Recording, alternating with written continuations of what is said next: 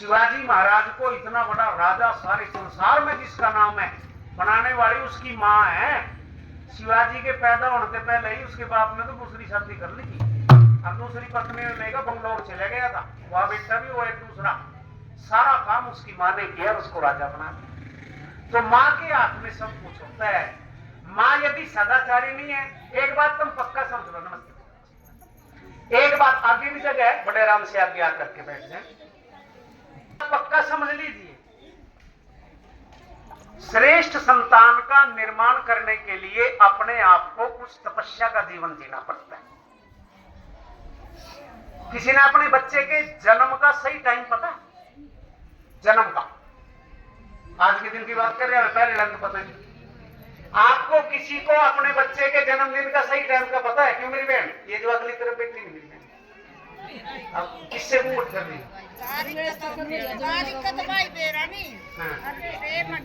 रमेश अपने को सीनूंगा बचा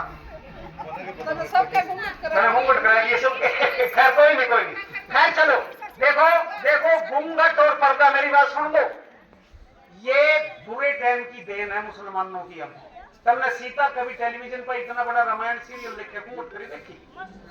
आपने द्रौपदी को घूंघट करे देखा? गांधारी को घूंघट? सुनो, नहीं मैं ये नहीं, शर्म आंखों की होती है मेरी बहनों, पर्दे की कपड़े की शर्म नहीं होती। इसमें से सब दिखता है, मना पता, मने भी दिखा है, उन्हें भी दिखा है। शर्म केवल और केवल आंखों की है।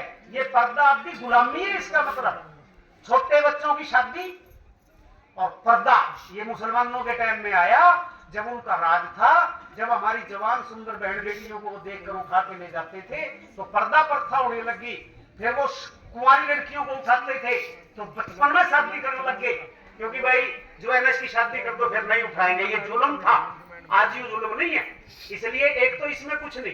दूसरा बात आप ये समझ लीजिए कि मां के हाथ में अपनी संतान के निर्माण यदि करना वो चाहती है तो जब बच्चा मां के पेट में आता है उस समय से लेकर के और 3 साल तक, 9 महीने वो भी जुड़ेंगे इसमें, 3 साल तक और 2 साल 3 महीने बाद के 2.5 महीने, ये जो समझ लो मां ने तपस्या अगर मां कर देगी तो वो बच्चा ऐसा बनेगा कि दुनिया उसको सलाम करेगी, दुनिया में उसका नाम है। सारी कमी हमारे से होती है। हम यूं बच्चे के पैदा होने के बाद भी नहीं कहें जब बच्चा ही, तो ध्यान से सुनो, जैसे ही मां के पेट में जीव आत्मा का और शरीर का मेल हो गया उसको जन्म कहते हैं।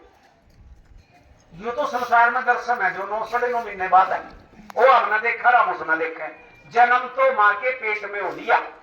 वेद कहता है कि जीव आत्मा का शरीर से मिलना जन्म है। एक बूंद शरीर है, एक बूंद, आज पैर नाक कुछ नहीं बनया, उस समय जीवात्मा का मिल गई। किसने पता किस टाइम मिली? इसलिए कोई एग्जैक्ट टाइम का किसी ने नहीं पता। जन्म संसार में आने का जन्म आप कहते हैं। और बड़े मजे की बात है, जब बच्चा 1 साल का होगा तो नहीं, इसका पहला जन्मदिन है, और वो जो जन्म था वो खोती ना, पहला नहीं हो, दूसरा है। अरे पहला वो था, ये दूसरा है। तो जरा गौर करके आप सुनेंगे, मां के पेट में जैसे ही मां के गर्भ के अंदर बच्चा आता है, जीवात्मा आती है, संस्कार बनने कभी शुरू हो जाते हैं। ठीक 2 महीने के बाद बच्चा सुनना शुरू कर देता है। उसको दिखता नहीं है, वो सारा ज्ञान सुनकर लेवा है। परमात्मा ने कितने गजब की तकनीक लगाई, मां की सुंडी से एक नाड़ी बच्चे के शरीर से जोड़ दी, वही सुंडी बन गई। पहला मुंह पता क्या होता है हमारा? सबसे पहला मुंह पता कौन सा है? नाभि, जिसको सुंडी कहते हैं। ये पहला मुंह है, इसके द्वारा हम खाते हैं, सुनते हैं, सांस लेते हैं, और सब कुछ ज्ञान हमें सारा इसके द्वारा होता है। इसलिए संतान का यदि श्रेष्ठ संतान आप मेरी बहनों चाहती हो, आप अच्छे बच्चे जो राष्ट्र भगत हो, आपकी भी सेवा करें, बुढ़ापे की कोई चिंता ना रहे, तो बस ये आपने 2.5 साल आपने शुरू के जो है बच्चे के जन्म से 9 महीने के अंदर वाले और 2.5 साल बाद वाले, ये 3 साल तपस्या करके जो मां बना लेगी, बच्चा श्रेष्ठ बने ही बनेगा। दुनिया की कोई ताकत उसको राजा बनने से नहीं रोक सकती, विद्वान बनने से नहीं रोक सकती, धर्मात्मा बनने से नहीं रोक सकती। ऋतु ध्वज नाम का एक राजा शादी करा करके लेके आए, पत्नी आगे करके, पत्नी का नाम था मदालसा, देवी मदालसा उसको कहते।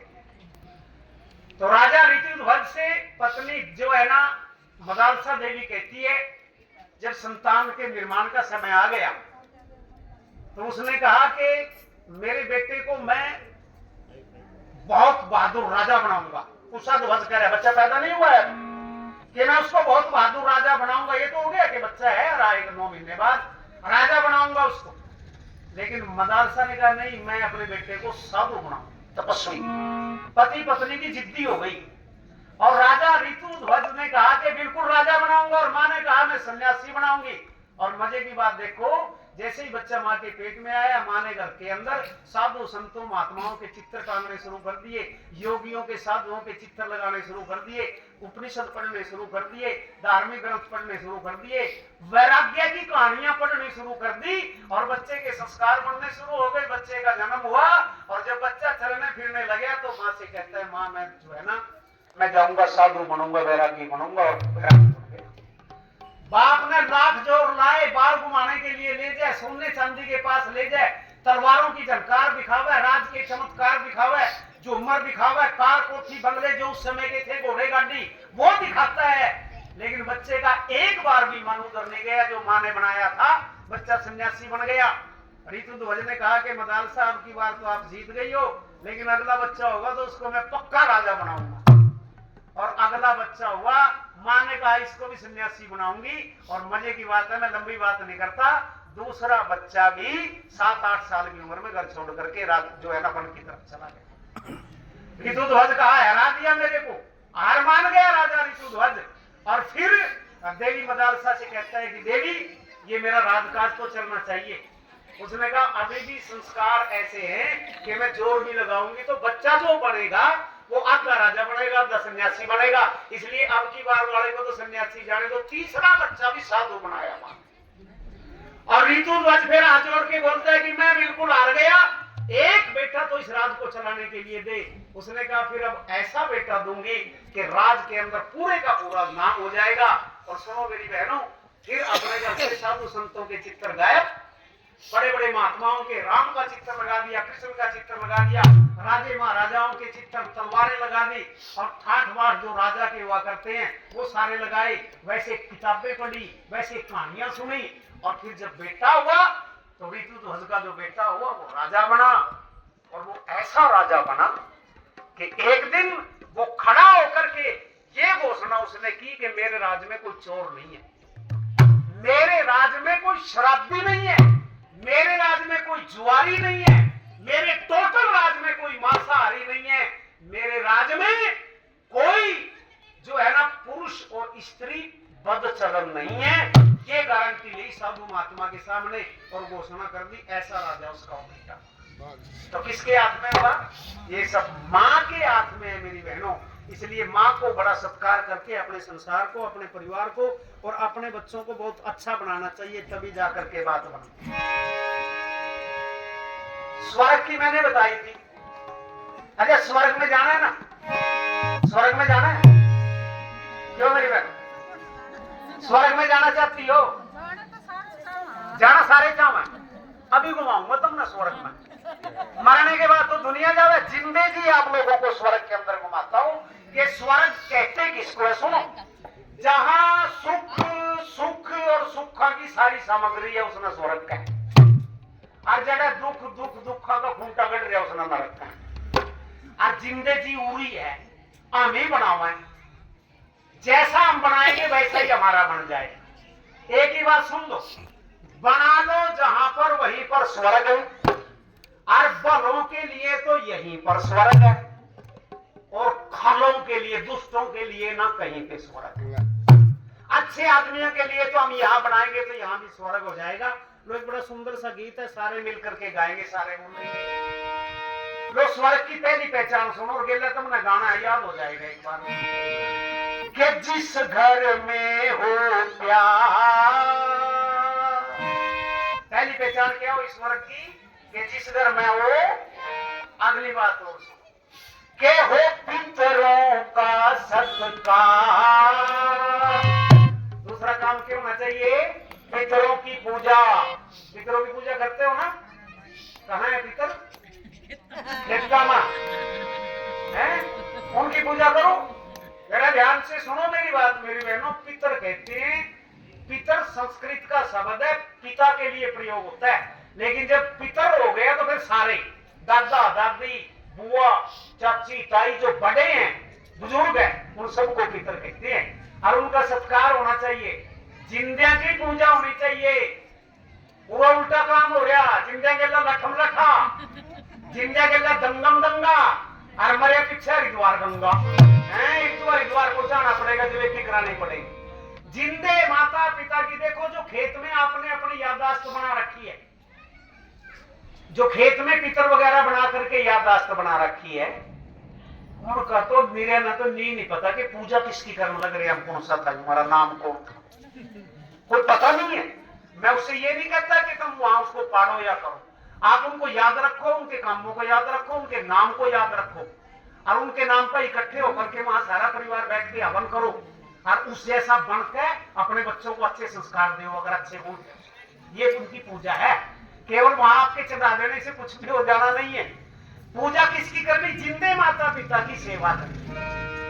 कि जिस घर में हो प्यार और पितरों का सत्कार, खुश रहते हो नर नार, वो घर कितना सुंदर है, वो घर स्वर्ग में सुंदर है। अरे जिस घर में हो प्यार और पितरों का सत्कार, खुश रहते हो नर नार, वो घर कितना सुंदर है, वो घर स्वर्ग में सुंदर है। क्या पहचान है तेरी स्वर्ग की? इस घर में होशील लज्जा, हाँ सुन लीजिए, पहली पहचान क्या है? घर में सोना चांदी नाक कान का हो ना हो कोई फर्क नहीं पड़ता, पर दो गहने हर औरत के पास होने चाहिए। स्वर्ग जहां होगा ना, ये दो गहने मिलेंगे उस औरत को। कौन से? जहां शील और लज्जा हो देवियों का गहना, होशील और लज्जा जिन देवियों का गहना, उस गहने के बराबर श्रृंगार कोई है ना, उस गहने के बराबर सिंगार कोई है ना। क्या काजल क्या पायल, क्या काजल, क्या पायल, फीके हैं मोतीहार, जिस घर में हो प्यार ओ पितरों का सत्कार, खुश रहते हो नर नार, वो घर कितना सुंदर है, वो घर कितना सुंदर है। जो जेवर शील स्वभाव हो, शर्म आंखों में हो, ये जेवर घर के अंदर है तो घर का स्वर्ग बन गया। अगली बात सुनो, जिस घर में ये 5 काम होते हैं, समझ लो वहां पर स्वर्ग है। कौन से? जिस घर में, पावन पांचों, जिस घर में यज्ञ पांचों करते हो सारे मिलके, जिस घर में यज्ञ पांचों करते हो सारे मिलके, फूलों की भांति रहते हो आपस में सारे खिलकर, फूलों की भांति रहते हो आपस में सारे खिलके, उस घर की बगिया में रहती है सदा बहार, जिस घर में हो प्यार ओ पितरों का सत्कार, खुश रहते हो नर नार, वो घर कितना सुंदर है, वो घर कितना सुंदर है। 5 कर्म जिस घर में होते हैं, समझ लो उस घर में स्वर्ग है पक्का। कौन से? सबसे पहला, सुबह उठते ही भगवान तेरा लाख लाख धन्यवाद, इसको कहते हैं भगवान का ब्रह्म यज्ञ।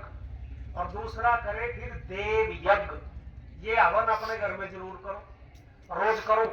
रोज नहीं कर सकते तो हफ्ते में 1 बार करो, हफ्ते में नहीं कर सकते तो मौस पूर्णमासी 2 बार महीने में जरूर करो, 2 बार में नहीं कर सकते तो महीने में कम से कम 1 बार करो। आज एक बार भी नहीं करते फिर घर नहीं है। अगली लाइन बड़ी खतरनाक लिख रखी विद्वानों ने, चाणक्य ने तो नहीं लिख दिया, फिर तो वही शमशान। एक महीने में एक बार, मैं ये नहीं कहता पंडितों को बुलाओ खर्चा कराओ, आप अपने आप गायत्री मंत्र बोल करके 21 आहुति 51 आहुति अपने आप की सामग्री मिलाकर डाल लो। सारे मंत्र नहीं आते तो एक कहने लगी मन तो गायत्री भी नहीं आता, मैंने कहा फिर उसका भी इलाज बता दिया। क्या इलाज है? उसका इलाज है ओम, नाम में सब कुछ है। परमात्मा का मुख्य नाम ओम है। सामग्री ले आग जलाओ, ओम स्वाहा, ओम स्वाहा। 101 आहुति डाल दो, घर में अवन हो गया। क्या बन डाल दो? 21 डाल दो। अवन कुंड भी नहीं ले सकते, किसी तपले पर आग रखकर अपनी पक्की आग गुस्सेगी, उसके ऊपर गुग्गल की सामग्री मिलाकर ओम स्वाहा। यूं काम तो महीने में एक बार अपने घर में कर लोगी। जिसके घर में ये हो जाएगा उस घर में से बीमारियां दूर भागेंगी, ओपरी हवा नहीं आएगी। ओपरी हवा समझते हो ना? नेगेटिव एनर्जी, दो तरह की ऊर्जा होती है, एक वो है पॉजिटिव, एक नेगेटिव। पॉजिटिव का मतलब है हाँ हाँ जी, हाँ जी, हाँ जी, हाँ जी। और नेगेटिव का मतलब है, नेगेटिव का जी तो है ही नहीं, ना ना है, बस सीधा। माना बेटे देखे ये ले पानी नहीं, बोले तेरे टूट रहे हैं,